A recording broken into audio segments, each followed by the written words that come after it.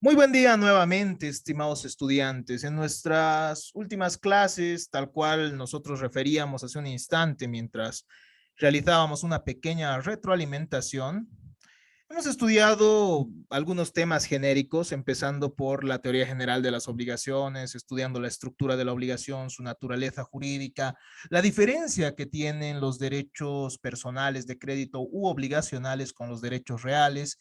Y una vez que hemos pasado por estas generalidades, hemos ingresado al estudio de de las clases de las obligaciones, ¿no? Hemos visto que hay diferentes tipos de obligaciones que tienen diferentes consecuencias jurídicas, diferentes efectos jurídicos. Entonces, nosotros hemos estudiado prestaciones que según su objeto pueden ser de dar, hacer o no hacer, obligaciones que pueden ser de dar, hacer o no hacer. Hemos visto que hay obligaciones que pueden ser instantáneas o que pueden ser de tracto sucesivo. Hemos visto también obligaciones que pueden ser de medios y de resultado, hemos visto obligaciones de sujeto simple o de sujeto múltiple, obligaciones que tienen objeto simple también u objeto complejo. Entonces, una vez que nosotros hemos desarrollado este tema, hemos ingresado al efecto de las mismas, el efecto general de las obligaciones. Y es que las obligaciones están destinadas a su pago, a su cumplimiento. La obligación nace para cumplirse, ¿no? Obviamente hay ciertas excepciones, como en el caso de la prescripción, cuando hay inactividad por parte del acreedor, o bueno, en ciertas circunstancias que extinguen la obligación según ciertos actos establecidos por ley, ¿no?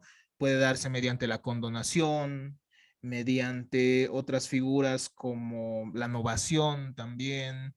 Entonces, esto nos tocará estudiarlo con posterioridad. Sin embargo, nosotros hemos entrado al estudio del cumplimiento, del pago. El pago es la forma común mediante la cual la obligación se va a extinguir, ¿no? Y el pago debe cumplir con ciertos requisitos, con ciertos elementos esenciales, con ciertos requisitos de validez, con ciertos elementos como la existencia de una obligación previa. Hemos visto que los sujetos del pago no necesariamente son los mismos sujetos de la obligación, ¿verdad?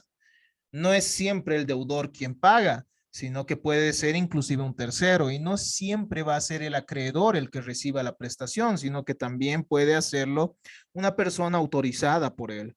Entonces, los términos que usábamos para referirnos a los sujetos de el pago eran solvens y accipiens, ¿no? El solvens y el accipiens son los sujetos que intervienen en este fenómeno jurídico que es el pago. Cuya naturaleza jurídica es muy difícil de comprender, ¿no? Algunos decían que es un hecho jurídico, otros que es un acto jurídico, y bueno, al final las teorías no llegan a satisfacer y realmente comprender las peculiaridades de este instituto jurídico. Entonces, el pago implica la participación de un solvens, de un accipiens, la existencia de una obligación previa y finalmente un aspecto muy importante que nosotros analizábamos es el principio de exactitud, ¿no? El pago para ser tal tiene que ser exacto y debe cumplir con aquellos principios que nosotros hemos visto que se han desarrollado por la doctrina argentina también, que son el principio de identidad e integridad. El principio de identidad que nos refiere que la obligación debe cumplirse de la misma manera en la cual uno se ha obligado, se ha comprometido, y el principio de integridad que refiere a que tiene que hacérsela, es decir, cumplírsela en su totalidad. Pero el cumplimiento tiene ciertos aspectos accidentales, ¿no? Ciertos elementos accidentales que nosotros también hemos estudiado. Nos referimos a elementos accidentales porque, bueno, estos pueden variar según el tipo de obligación, ¿no? Hay elementos accidentales como la imputación de pagos que hemos estudiado el tiempo y el lugar de la obligación. Veíamos qué pasa si estamos ante prestaciones de dar dinero o de dar cosa cierta. Mm, Bueno, el lugar está determinado también por la normativa jurídica, a menos que las partes hubiesen acordado algo diverso. Veíamos que también es importante referirse al tiempo y cómo el plazo corre generalmente a favor del deudor. Finalmente, nos hemos referido a uno de los, bueno, a los gastos que emergen de la obligación, que siempre pueden variar, y al recibo que es un derecho al que tiene un derecho que tiene el deudor, ¿no? Veíamos que hay ciertas reglas específicas. ¿Qué pasa cuando se pierde el título? ¿Qué pasa en caso de cumplir la obligación? El deudor tiene el derecho a que se le entregue el título también cuando cumple la obligación, ¿verdad? Y si es que se pierde el título, entonces tiene derecho a que se elabore un documento que establezca este aspecto y en el que se demuestre, bueno, en el que se manifieste además que el mismo ha cumplido con la prestación. Entonces, una vez que hemos desarrollado este tema tan complejo del pago, nosotros tenemos que estudiar los diversos modos de pago o cumplimiento. Lo normal es que el pago se realice de manera simple, ¿no? Que se cumpla la obligación, pero hay ciertas situaciones, hay ciertas circunstancias que, que hacen que este cumplimiento varíe, ¿no? Que no siempre se pueda cumplir la obligación en los momentos pactados o que la obligación no siempre se pueda cumplir no siempre se pueda cumplir de la manera pactada. Entonces hay otras formas reconocidas por nuestro ordenamiento jurídico mediante las cuales el deudor puede liberarse de la obligación. Veamos cuáles son estas. La primera de las formas que vamos a estudiar es la oferta de pago y consignación. Lo normal, bueno, usualmente cuando hay mora, cuando existe ese retardo injustificado en la obligación, esto acontece por, por omisiones del deudor, ¿verdad? Usualmente es el deudor el que incumple la obligación cuando se da ese retardo que hace que la obligación no se vea satisfecha. Pero hay ciertas circunstancias también que hacen que el acreedor sea aquella persona que no quiera recibir la obligación, ¿ya? Es elemental pensar que el acreedor se encuentra dispuesto a recibir la prestación del deudor, ¿no ve? Lo normal, creo, lo razonable es que cualquier persona que tenga una creencia, eh, bueno, eh, la cobre y, bueno, busque su cumplimiento. Sin embargo, puede suceder que el deudor no encuentre al acreedor en primer lugar, puede ser que no sepa dónde se encuentra su acreedor, o que se enfrente incluso a una evasiva o negativa a recibir la prestación.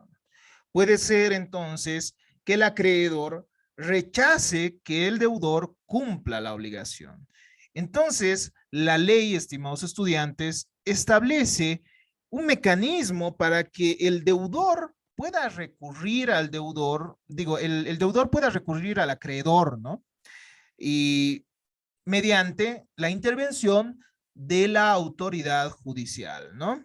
Entonces, la ley establece un mecanismo al que acude el deudor para lograr su liberación en vía judicial.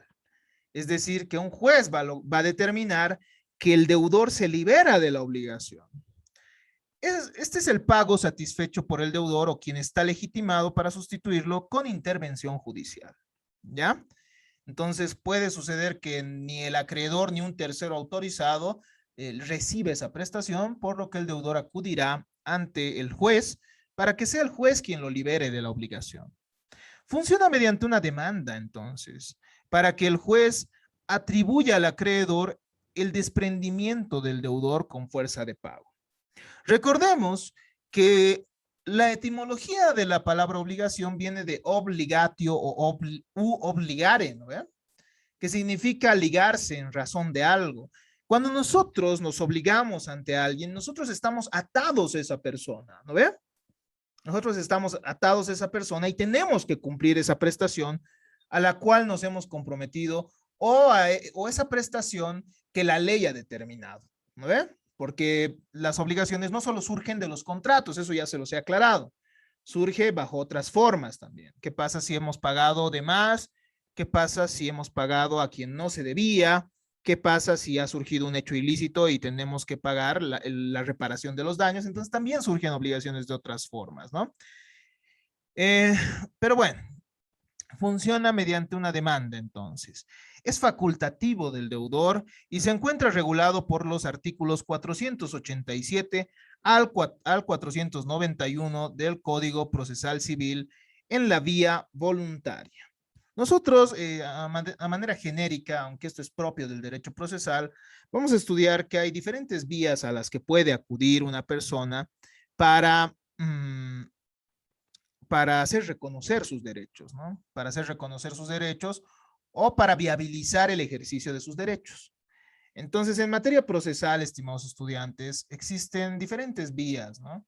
Existen diferentes tipos de procesos. Existen los procesos concursales, en el cual el deudor verá cómo todos sus acreedores son llamados para que se cumpla para que se cumplan esas prestaciones a las cuales él se habría comprometido o que tenía que pagar. O bueno, hay otros tipos de procesos como los procesos ordinarios, procesos extraordinarios. Los procesos ordinarios van a ser los procesos por excelencia en los cuales existe debate, ¿no? Supongamos, en los cuales existe contención. En los procesos ordinarios, entonces, va a haber un litigio propiamente dicho. Es decir, el deudor y el acreedor o el propietario y el poseedor van a haber rebatido sus argumentos mediante las pruebas que se presenten ante el juez. Estos son procesos de conocimiento ya en el género. Eh, Esto a manera referencial, ¿no? Entonces, en el proceso ordinario y extraordinario sí hay debate. La diferencia es que en el proceso extraordinario hay ciertos procesos que se desarrollan en esta vía, ¿no? Por ejemplo, los interdictos posesorios que ustedes han estudiado y el desalojo de vivienda se lleva en vía extraordinaria. En vía ordinaria se llevan todos los procesos que no tengan un trámite específico. Y hay muchos en materia civil, ¿ya?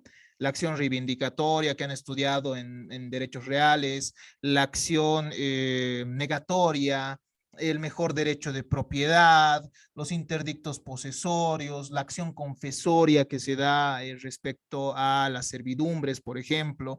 Entonces, en estos casos se debate ante el juez el derecho, ¿no? Si es que uno tiene el derecho y el juez finalmente lo reconoce y bueno, establece, o bueno, el hecho ilícito que ustedes ya lo conocen y se lleva en teoría de la responsabilidad, ¿no? Si es que uno tiene que reparar los daños, tendrá que probar ante el juez qué daños se han provocado, etcétera. En vía extraordinaria solo se llevarán los interdictos posesorios, por si acaso. Ya un poco precisando, los interdictos posesorios y el desalojo de vivienda. Pero hay una vía que es la vía voluntaria, ¿ya? En la vía voluntaria solo se busca que el juez nos ayude a ejercer nuestros derechos o que se reconozca una situación, ¿no ve? En la vía voluntaria, por ejemplo, nosotros vamos a encontrar la aceptación de herencia. Si se dan cuenta, cuando uno acepta una herencia, bueno, esto se da ante el notario de fe pública ya, ¿no? Pero no hay contención, ¿no ve? No hay pelea. Tú vas, le dices, soy heredero, tengo la calidad de heredero y no hay pelea. De igual manera, la oferta de pago y consignación se da en esa vía, en la vía voluntaria, porque todavía no hay debate, todavía no hay litigio, todavía no hay contención, si se dan cuenta. Solo soy yo, un deudor, que digo, bueno, soy deudor de esta persona y bueno, esta persona no lo quiere reconocer, pido que se me reconozca esa situación y se reconozca que estoy pagando. Obviamente, si el deudor o el acreedor, mejor dicho, se opone, ya va a haber contención y van a poder ir a un juicio ordinario, que es otra forma de proceso, ¿no? Está dentro de los procesos de conocimiento, como les decía. Esto a manera referencial, solo para que entiendan qué es un proceso voluntario, ¿no ve? En el proceso voluntario no hay litigio, no hay problemas, no es un juicio en el que se debatan aspectos, ¿me entienden? Solo es una persona que acude ante la autoridad y la autoridad le reconoce esa situación. Por ejemplo, el deslinde, ¿no? Ustedes conocen en materia de derechos reales el deslinde. Uno va ante el juez, le dice, quiero que se deslinde mi propiedad, quiero que se haga la mensura, la medición de mi propiedad y se deslinde, es decir, se establezca hasta dónde llega mi propiedad. En esa situación no se está peleando con nadie, ¿no? Entonces va el juez, hace las mediciones, reconoce que esta persona tiene propiedad sobre este terreno y bueno, y listo, ¿no? Solo si hay oposición, recién se inicia un juicio, ¿no? Se da la potestad a las partes para que inicien un juicio ordinario y ya peleen si es que corresponde, bueno, peleen sobre los derechos si es que les corresponde, ¿no? Se entiende esa diferencia, ¿no? Entonces, la oferta de pago es voluntaria. ¿Por qué? Porque la deuda está ahí. La deuda está ahí, el pago también está ahí, es decir, se está buscando pagar y el juez simplemente lo que va a hacer es reconocerlo, a menos que el acreedor se oponga. Veamos a ver algunas cosas más, algunos aspectos más entonces sobre la oferta de pago. La oferta de pago procede en los siguientes casos. Esta no es una lista taxativa, es decir, no es una lista cerrada. Pueden darse diferentes situaciones de la vida que ameriten una oferta de pago. ¿Ya? La oferta de pago seguida de consignación puede darse en primer lugar ante la negativa del acreedor. El deudor, estimados estudiantes, no puede estar sometido al arbitrio del acreedor, es decir, el acreedor no puede ser quien decida en qué momento se le paga, porque al final también el deudor tiene intereses que hacen que quiera liberarse de la deuda, ¿no ven?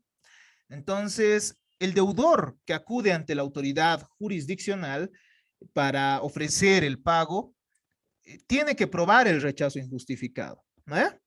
Y esto lo va a probar, claro está, mediante las cartas que le mande, las cartas notariadas, mediante las intimaciones que le mande a su acreedor, ¿no? Ciertas cartas para que él reciba la obligación. Entonces, con esa prueba podrá acudir ante la autoridad judicial y la autoridad judicial podrá finalmente aceptar esa oferta. Ahorita vamos a ver el procedimiento como tal. Otro de los casos en los que procede esta oferta de pago es la incapacidad del acreedor. ¿Qué pasa si el acreedor se hace incapaz, ¿no? Termina siendo declarado interdicto y no tiene representante? Puede ser que el deudor un día entonces se presente a la casa del acreedor y el acreedor lo reciba, pero con claras deficiencias mentales y no tenga un tutor al efecto. Entonces, puede suceder que el acreedor también esté, a ver, en primer lugar, sea incapaz, ¿no? Entonces, tiene que haber un representante y se tiene que ofrecer ante la autoridad judicial para que ese representante sea el que acuda y cobre esos montos de dinero, ¿no? ¿Se entiende, verdad? Su representante será el que cobrará en esta situación. Puede suceder también que el acreedor esté concursado, por lo que deberá recibir la masa de acreedores. Eso es interesante, ¿no? Mi acreedor tal vez ha quedado insolvente y ha cedido todos sus bienes a sus acreedores. ¿Me entienden? ¿No? Mi acreedor a la vez es deudor, pero de un montón de personas. Entonces, a estas personas les ha ofrecido todos sus bienes. Y se ha abierto el concurso de acreedores. Y en realidad yo ya no tendría que pagarle a él, sino tendría que pagar a la masa de acreedores. ¿No ve? A esos bienes yo tendría que agregar ese pago a esa masa de bienes con los cuales se satisfacen los acreedores de mi acreedor. Puede darse también la ausencia del acreedor, ¿no? Ustedes ya saben a qué nos referimos con el acreedor ausente, ¿no ve? ¿Qué es la ausencia? Es aquella ruptura que se da entre una persona y su entorno, ¿no ve? La declaración de ausencia. ¿Qué pasa si ha sido declarado ausente? No lo encontramos en su domicilio. Entonces podemos realizar nosotros la, la oferta de pago para que sea el representante, es decir, el curador de esta persona ausente, el que reciba la prestación, ¿verdad? O puede ser que sencillamente no se encuentre en su domicilio y no lo podamos encontrar en su domicilio, ¿no? Sin necesidad de que haya sido declarado ausente. ¿No ve? Muchas veces las personas cambian de domicilio y ya no las encontramos. Eso ustedes lo han debido ver en la vida real. Usualmente se da en el caso de los deudores, ¿no? Pero puede suceder también que el deudor quiera pagar y cuando va a la casa del acreedor se da cuenta que él mismo se había trasladado y que ya no está en ese lugar y que ya no está, o bueno, o que ya no ha vuelto a su domicilio por un buen tiempo, entonces en ese caso podrá acudir a la oferta de pago. Y podrá realizarse incluso su citación ya por edictos, eso ya de acuerdo al proceso mismo y cómo curse el mismo, ¿no? Cuál sea el curso del proceso. También puede darse la incertidumbre del derecho del acreedor, ¿ya? duda sobre si la persona es titular del derecho. Ustedes dirán, pero eso es posible, me dirán. O sea, uno sabe a quién le debe, ¿no ve? Uno sabe a quién le debe. Pero ¿qué pasa si esa persona fallece, por ejemplo? Si esa persona fallece y luego se presenta su sobrino y te dice, te cuento que yo soy el único heredero de esta persona porque no tenía ni hijos, no tenía ni padres, no tenía ni cónyuge, entonces al final la herencia ha llegado a mí. ¿Esto puede ser posible? Claro que sí puede ser posible, pero el problema es que nosotros no tenemos la certeza de que así sea, ¿no? Porque puede ser que este sobrino en realidad haya aprovechado, digamos, eh, que los hijos están fuera del país, ¿no? Entonces se ha declarado heredero, entonces no sabemos quién es nuestro acreedor, no sabemos a quién le entregamos ese crédito. Para evitar el riesgo de pagar mal, nosotros podemos acudir entonces, o bueno, el deudor puede acudir a la oferta de pago seguida de consignación. ¿Por qué? Porque recordemos que hay un principio en el derecho de obligaciones. Quien paga mal, paga doble. Entonces, si una persona va a pagar a una persona, a otra que no corresponde, a un acreedor que no corresponde, entonces tendrá que pagar también al que en realidad debe. Obviamente, ya hemos dicho, ¿no? Quien paga mal repite, es otro principio, es decir, también vamos a tener que pedirle a quien hemos pagado mal que nos devuelva ese dinero, pero va a ser otro problema, ¿no? Entonces, para precautelar y evitar pagar mal, nosotros podemos acudir como abogados, asesorando a alguien a la oferta de pago y consignación. Finalmente, puede darse la situación del desconocimiento del acreedor, ¿ya? También cuando alguien fallece, no se sabe quiénes son sus herederos. O sea, tal vez no se presenta el sobrino, como en el caso que hemos dicho hace un momento. Simplemente sabemos que ha muerto, pero no sabemos quiénes son sus herederos, ¿no? No sabemos si se han declarado herederos los hijos, los padres, el cónyuge, si ha dejado testamento esta persona y le ha dejado todo a alguien. Entonces, en estas situaciones también vamos a acudir a esta figura de la oferta de pago y consignación.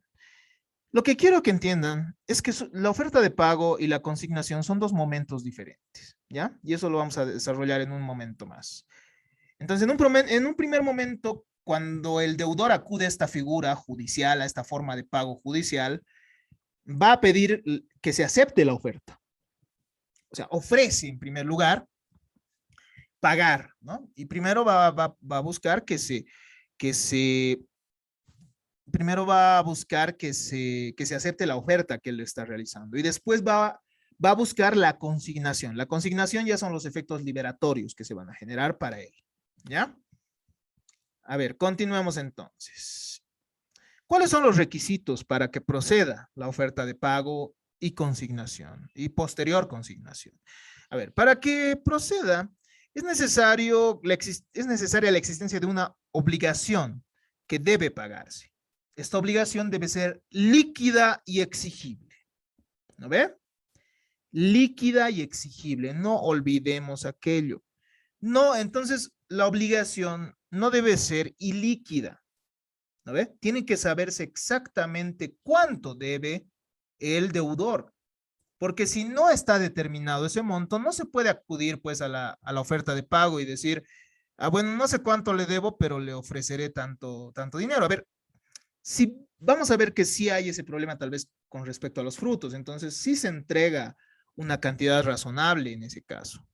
A ver, el segundo requisito es el pago exacto en lo que respecta a personas, es decir, tiene que ser exacto respecto a quién se está pagando, el objeto, el modo y el tiempo, ¿ya? Entonces, cuando uno ve el riesgo de que va a pasar más allá del tiempo correspondiente a la obligación, entonces va a acudir a la figura de la oferta de pago y consignación. Puede entonces el acreedor negarse si no se cumple con estos aspectos, ¿ya? Entonces, puede ser que uno maliciosamente incluso vaya donde el juez y diga, yo le debo a esta persona $100, pero luego venga el acreedor y diga, no, no, no, un momento, esta deuda no es de los $100, nada más. Entonces puede presentarse y oponerse a la oferta que está realizando el deudor, ¿ya? El tercer requisito o bueno, ya genéricos, ¿no? Estamos viendo requisitos genéricos y luego vamos a ver los requisitos establecidos ya por la ley de manera específica. El tercero es que existan dificultades que obstaculicen el pago. El deudor tiene que probar esta negativa injustificada mediante cualquier medio probatorio. Si nosotros revisamos el artículo 329, nosotros vamos a tener mayor claridad sobre cuáles son los requisitos para que proceda la oferta de pago. En primer lugar, se tiene que dirigir al acreedor capaz o si no a su representante, ¿ya? Entonces, si el acreedor es incapaz, nosotros planteamos esa oferta seguida de consignación a su representante. Puede ser a su padre, un representante legal. Ustedes saben que hay diferentes tipos de representantes, ¿no? Representante convencional, representante legal, representante judicial. Esas tres formas de representación se las ha debido ver en la materia de personas. Entonces se dirige al representante, ¿no? En el caso de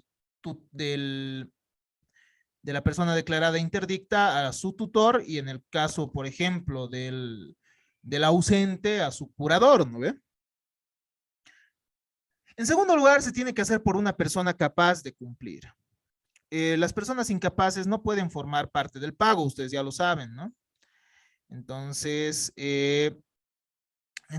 la persona, y además, otro aspecto importante es que para acudir ante autoridades judiciales y hacer valer los derechos mediante la acción, mediante los procesos, las personas deben contar con la capacidad de obrar, ¿no ve?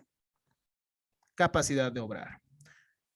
En tercer lugar, comprende la totalidad de la suma adeudada y además se puede dar un monto suficiente para los montos no líquidos, pero eso cuando se trata de montos no líquidos accesorios, ¿ya?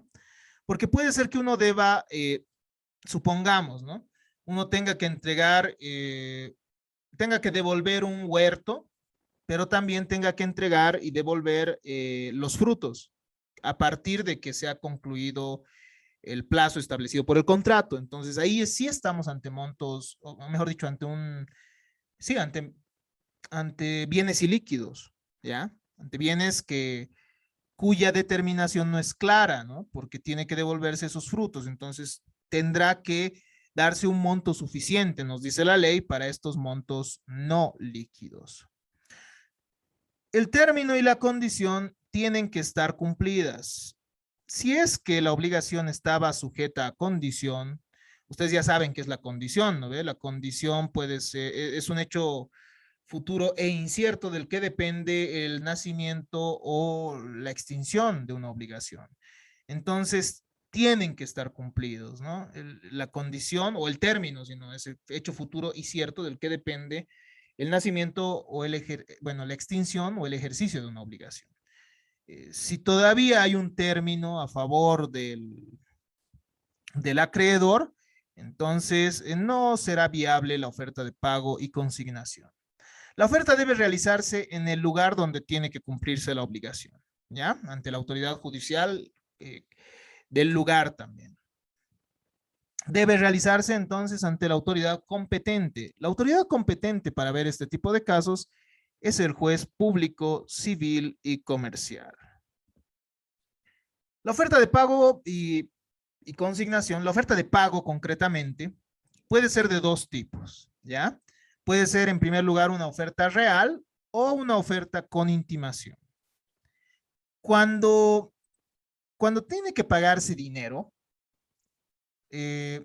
títulos de créditos tal vez, o cosas fungibles, cosas que pueden ser sustituidas unas por otras del mismo género.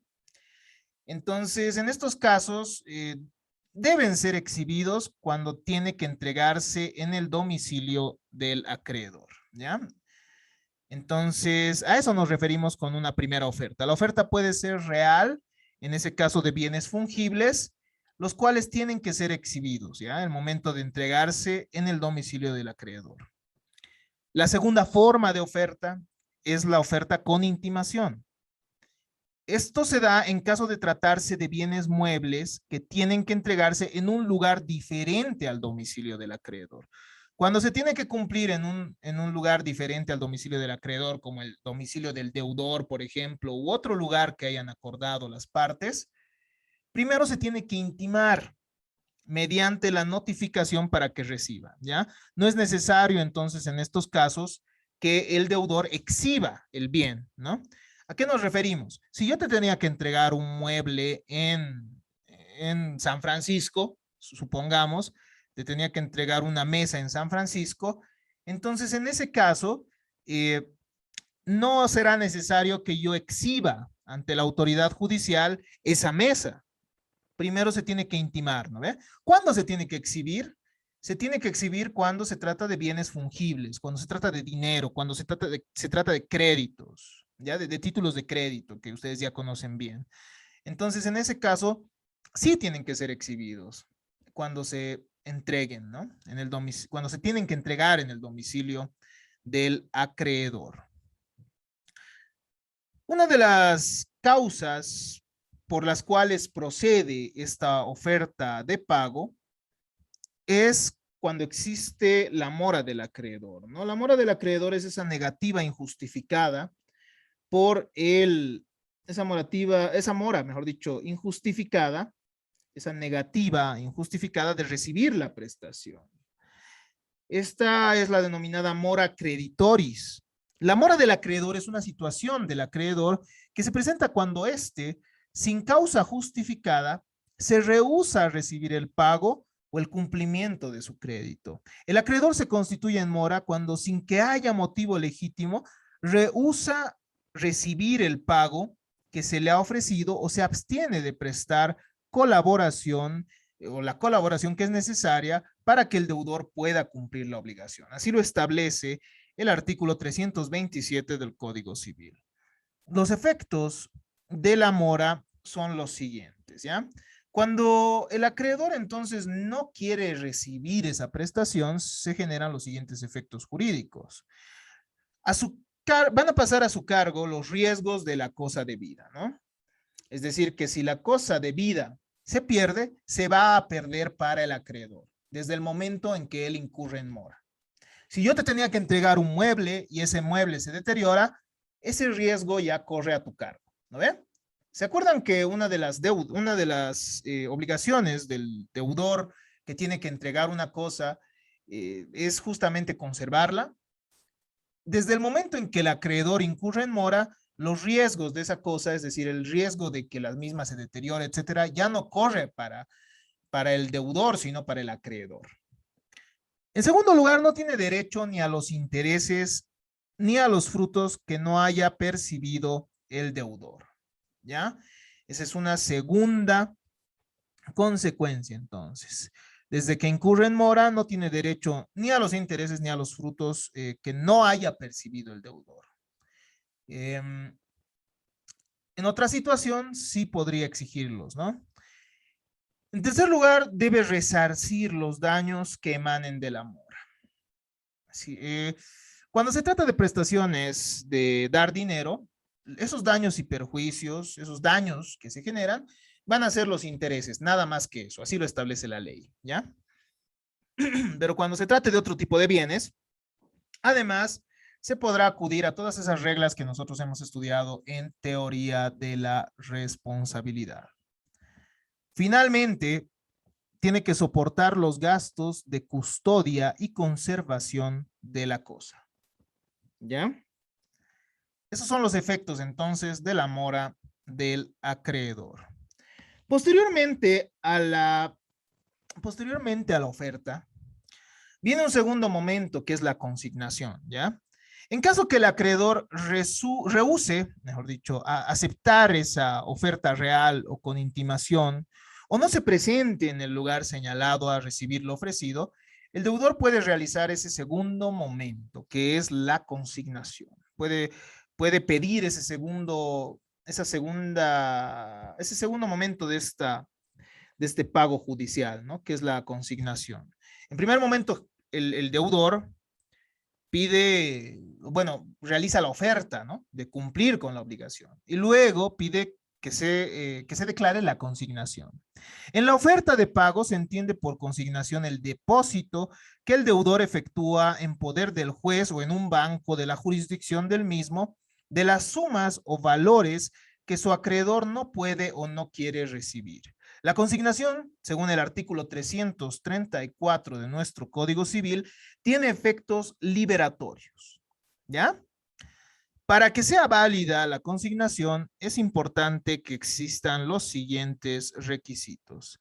En primer lugar, tiene que haber sido precedida por una intimación legalmente notificada, es decir, un requerimiento por parte del deudor de que quiere cumplir la obligación, ¿no ve? De que quiere cumplir la obligación, de que le está ofreciendo cumplir la obligación. Ese es el primer requisito.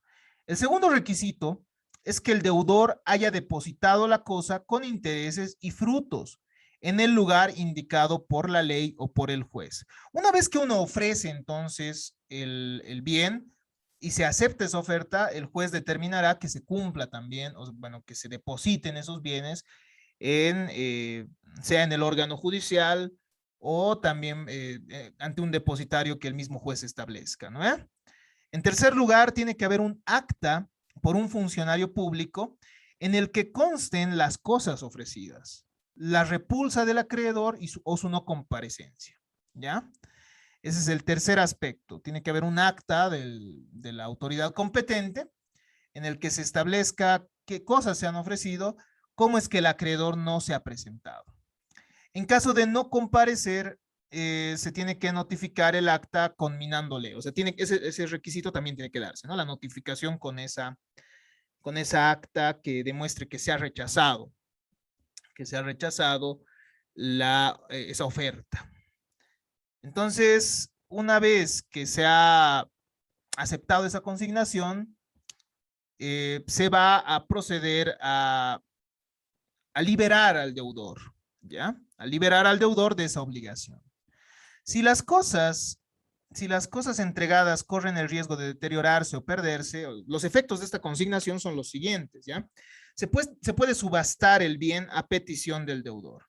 Si es que, por ejemplo, se trata de cosas deteriorables o de cosas consumibles que tenía que entregar el deudor al acreedor, por ejemplo, productos alimenticios, ¿no ve? Los productos alimenticios tienen fecha de vencimiento. Entonces, si se van a deteriorar, el deudor puede pedir a la autoridad judicial que los mismos se subasten, se vendan para que ese dinero ya después sea entregado al acreedor, ¿ya? El depósito retirado antes de la aceptación no produce ningún efecto, ¿no? Es decir, que el acreedor, el deudor, si es que el acreedor no ha aceptado esa oferta, puede retirar el dinero antes. Entonces, esto no produciría ningún efecto liberatorio. ¿No ve? ¿Se entiende aquello? El deudor ha ofrecido el dinero, ha depositado el dinero, pero puede retirarlo antes de que el acreedor acepte. Si el acreedor consiente que el deudor retire el bien después de emitida la sentencia, no puede accionar contra fiadores ni hacer valer las garantías reales. Puede darse otra situación, ¿no? Puede darse la situación que después de que se ha emitido la sentencia de la consignación, el deudor retire el monto de dinero o retire el bien. Entonces, en ese caso, el acreedor ya no va a poder posteriormente accionar contra los garantes, ¿no? Contra los garantes o contra las garantías que se había dado, que eran hipotecarias o prendarias, etcétera. Los gastos de la oferta y consignación corren a cargo del acreedor. El acreedor es el que tiene que correr con todos los gastos que emerjan en este proceso judicial. En prestaciones de hacer, el acreedor se constituye en mora desde que se notifica con la intimación para que reciba la prestación. Finalmente, entre los efectos de la consignación, es importante manifestar que la oferta de inmuebles se genera intimando al acreedor a tomar posesión. El deudor puede pedir nombramiento de depositario y se libera entregando el inmueble al depositario. Entonces, también puede ofrecerse la entrega de bienes inmuebles, ¿no? Y en esas circunstancias, tendrá que nombrarse un depositario y ese depositario, cuando se entregue el bien a ese depositario, el deudor se va a liberar. Pero los gastos de ese depositario, como hemos dicho, corren a cargo del acreedor. En nuestra siguiente clase ya vamos a ver cuáles son los procedimientos de la oferta y también de la consignación.